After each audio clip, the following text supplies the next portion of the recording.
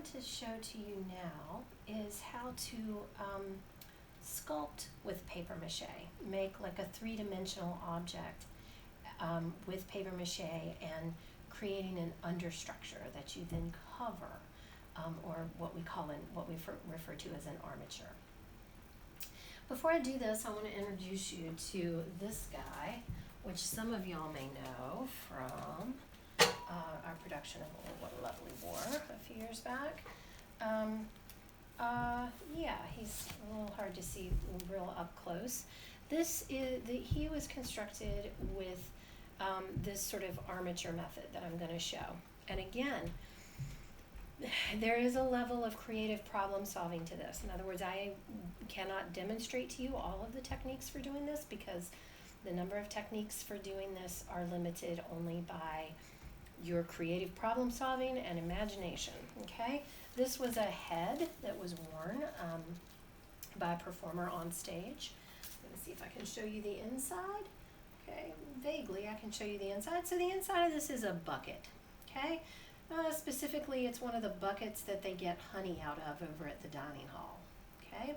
I recycled it, cleaned it out. We've padded the interior with foam because obviously it sets on a performer's head. They sort of look through this mouth opening here, is the way that this works. And then on the outside of that bucket, I built up by scoring and then masking taping, using masking tape. I don't think masking taping is a verb, but by putting masking tape on top of the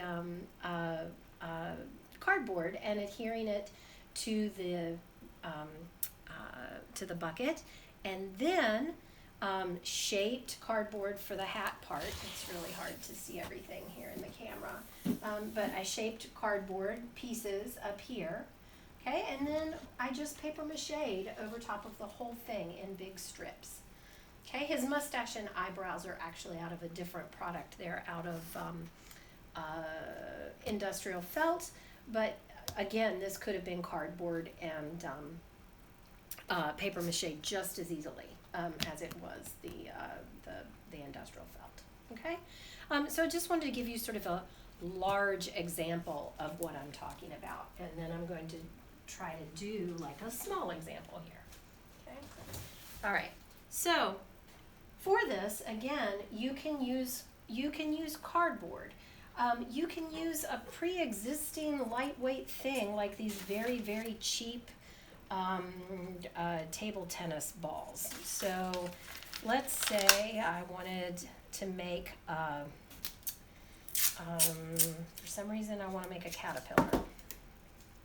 So what I might do, or some sort of bug that has multiple sections. So what I might do is I might take these and tape them together. Okay, let's give him 4 sections. That.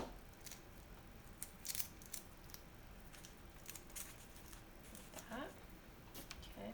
Then I'm going to tape around him because this plastic is going to be hard for the paper mache strips to adhere to.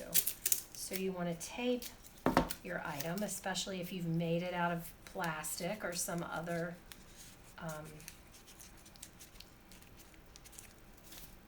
substance that isn't paper based, right?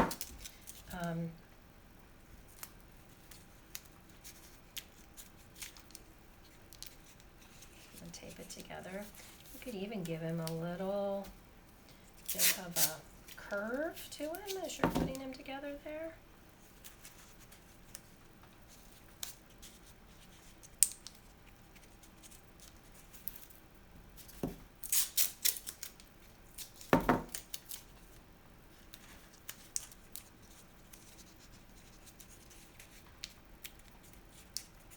You don't have to cover all of him with tape, just enough so that your paper has the ability to stick to it in the strips.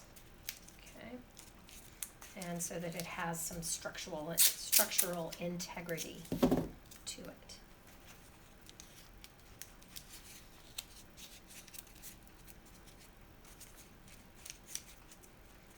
Okay, well, he's looking pretty cute. I'll give him another one back here. One of the things that we'll talk about as we talk about your toy theater production is scale. One of the great things with doing toy theater is that you get to play with scale.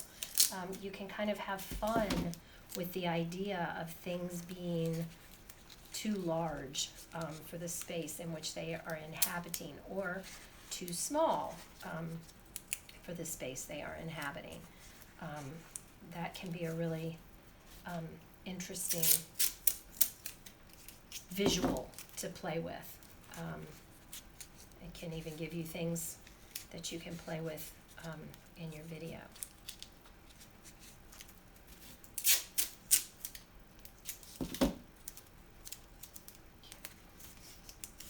That's probably good. Oh, look, he can do that too. That's kind of cute. I like that. The fact that he could be almost an inchworm. Okay. So now what I would do, I'm actually going to put a little more tape on there. Now what I would do is I would use my glue and water combo, and I would begin covering him with paper strips. Okay. And I have an armature that will support that. Okay. So there he is. All right. Another way that you can create an armature, again, this is sort of finding objects and making them work for you as your armature by taping them together. Okay. I will wrap that in some paper strips off camera so that you can see that. Another way is to use cardboard, okay? Which I'm going to take this piece of cardboard here. So also give me another opportunity to demonstrate safe usage of your box cutter, which, if you remember from the video when I was attempting to remove my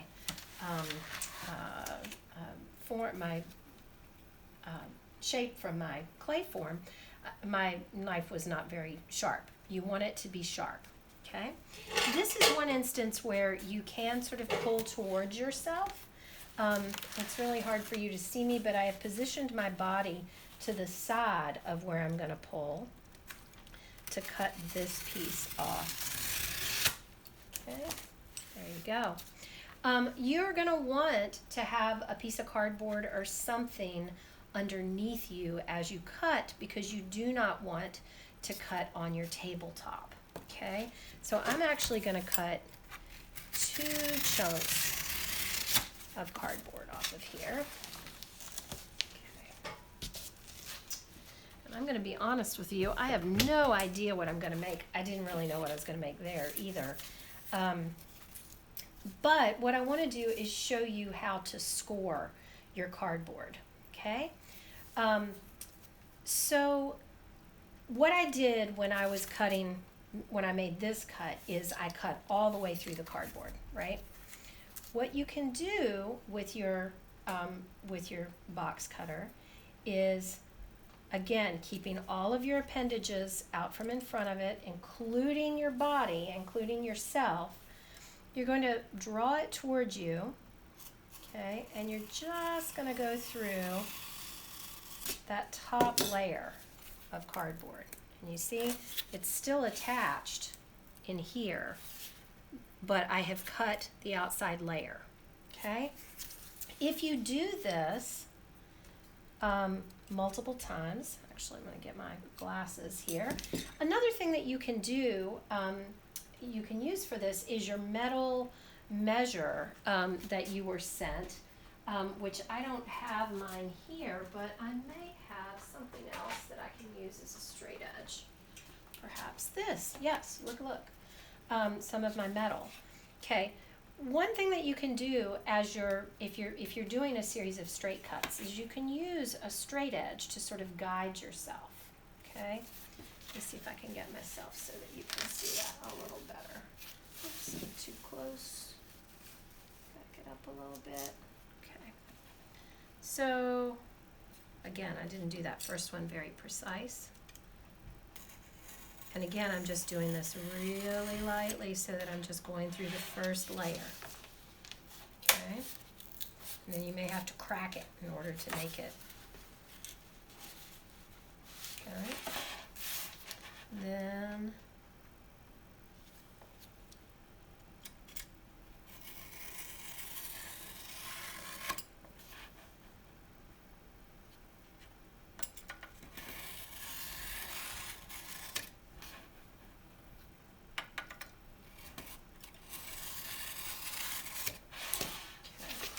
so you can see what's happening here.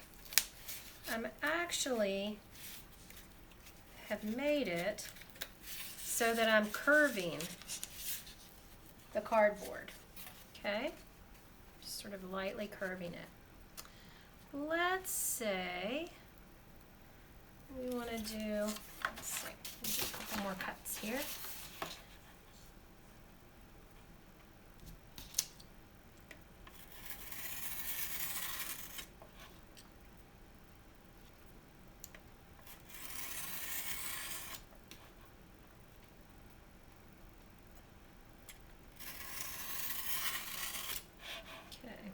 I'm going to go ahead and,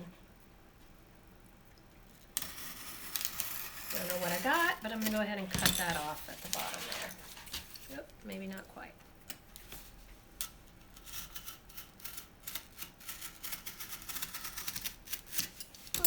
Okay.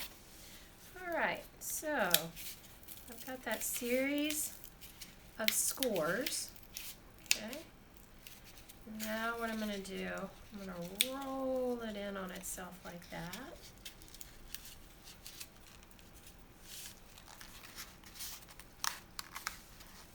Again, I don't even know what that might be. Could just be a pillar or a support of some kind. Could also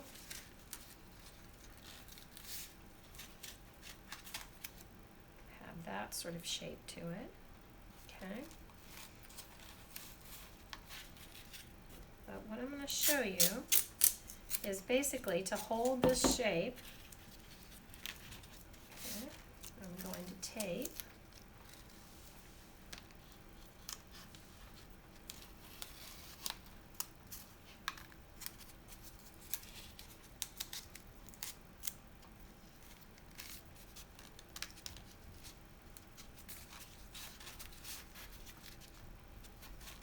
and this, you don't have to go crazy with the tape. All your tape is doing for your cardboard is keeping its shape. It is not, you don't need it. Of course, your paper strips will adhere to your cardboard quite easily. Okay. All right, so I've made this weird little rolly thing with the cardboard. You could also do this with paperboard, which is the kind of thing that cereal boxes are made out of, that kind of thing. Okay, so you have a freestanding form of some kind there. It could also be something that sits on the ground. I don't know. Again, I was just demonstrating the scoring and how to tape this. What I would do now is cover it with paper strips. Okay. Another thing that you can use is wadded up paper or wadded up aluminum foil. I'm not going to demo with the aluminum foil, but if you have scrap aluminum foil particularly, that can be good. Okay, I'm going to show you what you would do if I want to make, I'm going to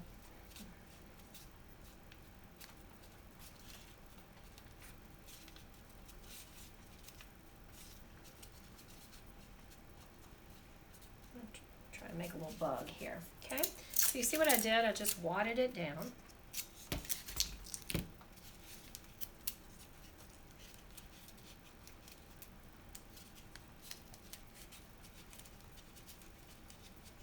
this time my masking tape is actually helping me hold the shape of this.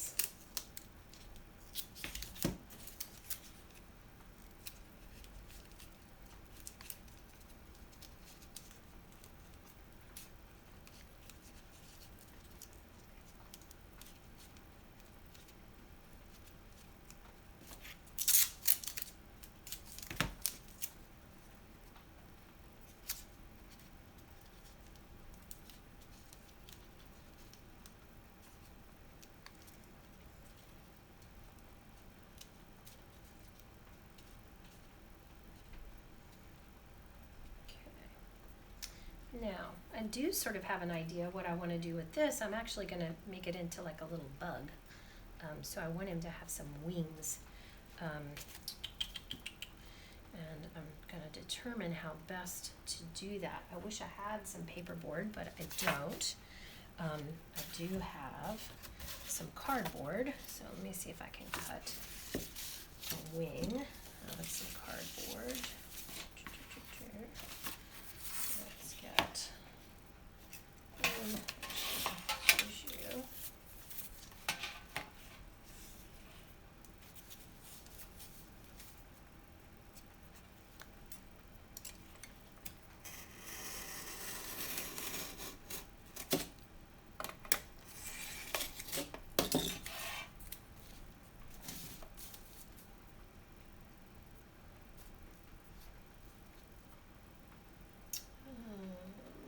Could use a writing utensil, which I have a.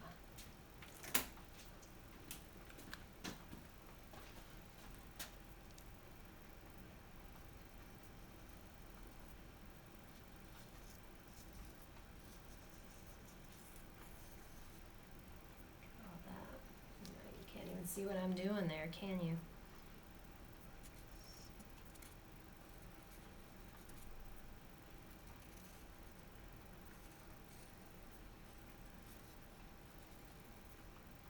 Okay, that's not incredibly graceful, but for purposes of a demo, I think we'll call it done.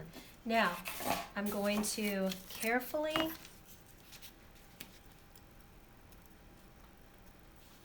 cut this away. You can't see me there. Let me move this direction.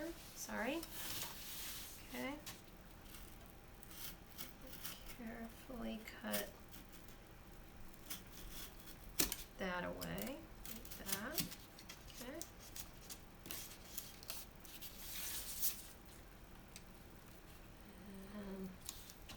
Okay. This may be a good place to use your method that I demoed before, which is laying your hand down and pushing your blade rather than pulling to get a curve.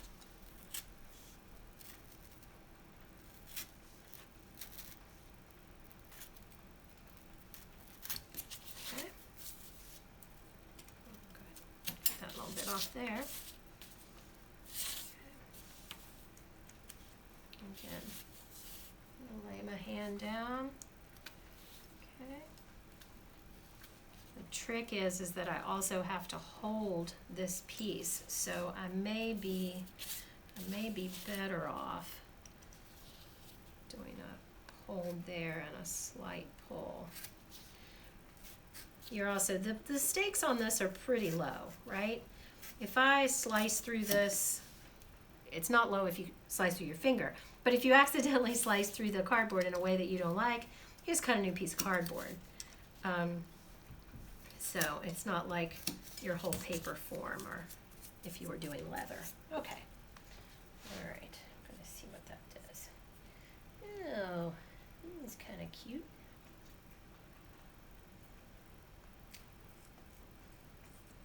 Let's see.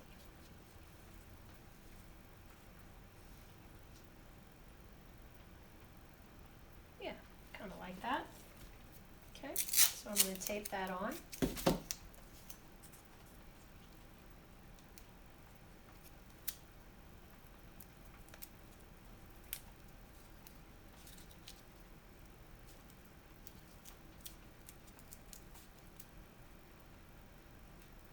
And see, I can give him I'm sorry, I'm pulling him up above the camera. I can actually use my tape and sort of give him a little bit of a attitude, like his little wings are sort of shaped upwards. Okay, I may give him a second set of wings back here for a dragonfly eventually. Okay, but in all of these cases, the next step that I'm going to do is I'm going to cover this armature form, however you have created it, with strips, white glue, and water. Okay, so let me do a little bit of a demo for that, and then I will end this incredibly long video. Okay, so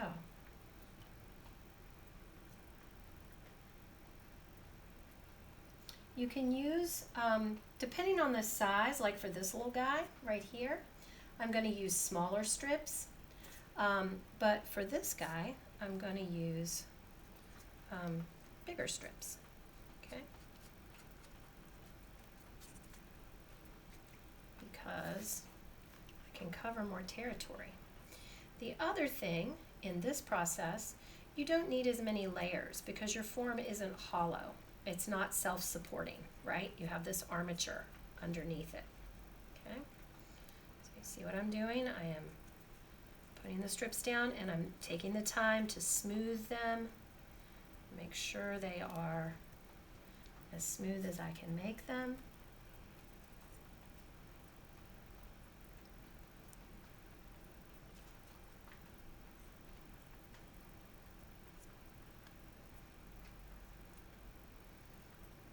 Again, you can do a little bit of shaping in your paper. Okay, covering that. Okay, and again, I'm going to cover this whole thing in paper mache.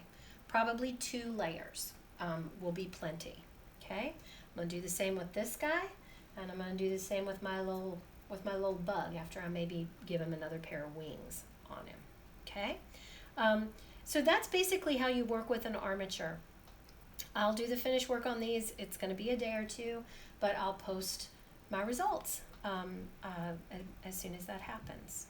Okay? Great.